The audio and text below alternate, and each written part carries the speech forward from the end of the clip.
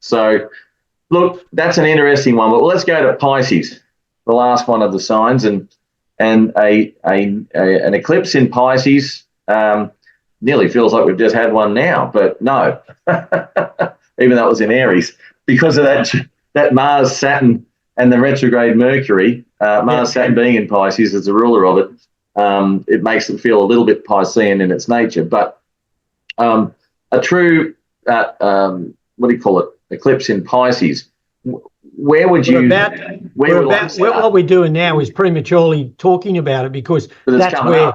the nodes are going to slip into there and Pisces. And I often say, just before we get there, I wrote in an article also that was published in the US, I also said that the nodes tend to bring forward the issues of collective humanity before the eclipses. Okay.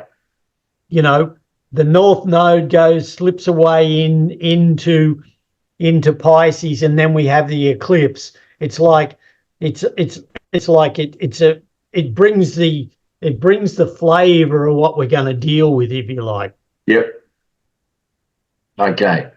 So you got all this Piscean energy, and the Piscean energy being very artistic, quite nebulous in some respects. It's like it's universal. In some ways, it's universal love. It's humanitarian in a different form. It's like caring and sacrificial.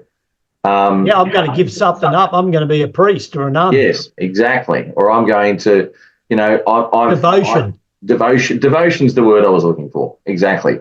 Whereas compassion and emotion for Cancer, and intensity is the emotion for Scorpio. Here we talk about compassion. Empathy. And empathy. That's exactly right. So you where you have a moon, a new moon / solar eclipse happening in Pisces, you've got the sun, which doesn't really have much control over being able to make decisions in Pisces anyway, because a lot of its decisions are made intuitively in general. And then you give more of that emphasis to the moon to make those decisions and be able to start things. So it's really going to be a confusing time. I'd say you wouldn't have a great deal. It's an overload of empathy and feeling. Yeah.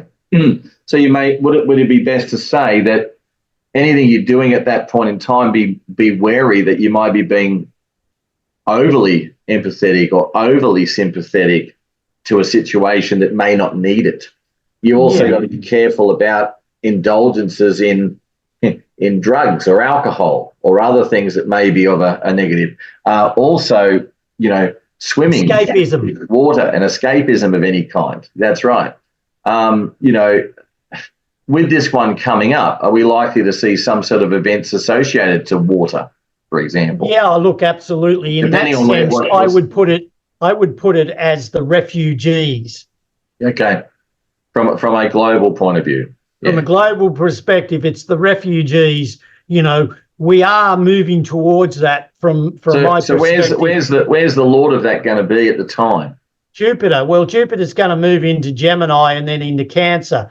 But I haven't looked at the ephemeris or I could throw the chart up for us. We'll do that next time and just have a quick look at because we're not there. We're still in the Aries, and next year we'll still be in Aries. So we'll look at that at another time. But just hold that thought for the second, because when Uranus will be in Gemini at the same time as well, and I'm really worried about that.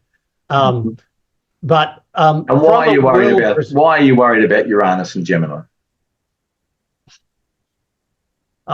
We won't go to that at the moment. Okay. I don't want to spoil that. Well, let's stay back on the eclipses in Could I say has it got anything to do with the possible? Could I say has it anything to do with the possible misuse of AI? A lot of things. I'm not going to go there. All right, let's leave it at that. Yep. We can do we can do a talk on the ingress of Jupiter into Gemini, followed by Uranus into Gemini. Yeah. Okay. All right. Let's do that at another time. Yeah. Let's focus back on what we were talking Pisces, about. yep. To end this, so we have a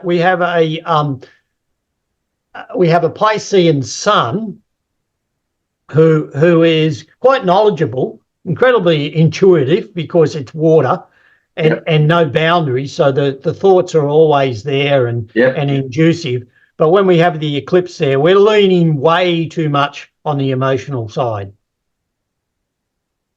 Okay, so that's what I would suggest too. So with that whole Piscean energy, it would be definitely a no to making any rational decisions. It might be that it brings forward events where you show an over sympathy or over compassion to something that may not require that, or may not be, what's the word for it? May not deserve it in some way. And you may also be misguided. So there are issues to do with, self-deception, or even someone else deceiving you, depending on where it sits in your chart. So if you find that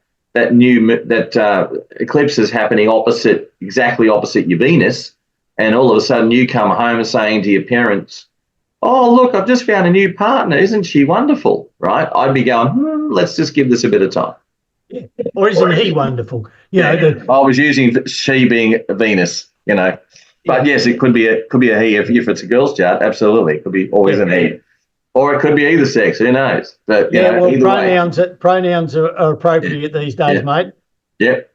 So but the whole idea here is just an overload of inclusion.